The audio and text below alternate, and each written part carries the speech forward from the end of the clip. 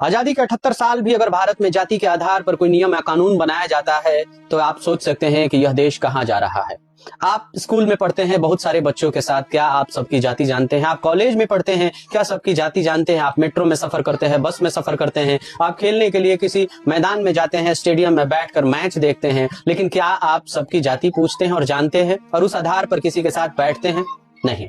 हमारे कितने दोस्त, आपके कितने दोस्त होंगे जो एक दूसरे के साथ रहकर कभी धर्म और जाति का अनुभव नहीं करते हैं एक दूसरे के साथ, लेकिन जब बातें आती हैं ऐसी, जब सरकार ऐसे कानून बनाती है तो आपके मन में, हमारे मन में इस तरह के भाव आ जाना ही स्वाभाविक होता है। उच्च संस्थानों के लिए इस समय यूजीसी ने जो नए नियम कानून लगाए हैं तो एससी, एसटी और ओबीसी के साथ होने वाले जातिगत भेदभाव को समानता देने के लिए इस नियम कानून में बहुत सारे बदलाव किए गए हैं। लेकिन यह कह देना ही उस स्तर पर जहां शिक्षण संस्थानें हैं, बहुत सारे लड़के बहुत सारे लड़कियां पढ़ने आते हैं, जहां पर उनका बौद्धिक विकास उतना नहीं हुआ होता है जो एक दूसरे को समझने और इस व्यवस्था को समझने के लिए पूरी तरह से तैयार हो।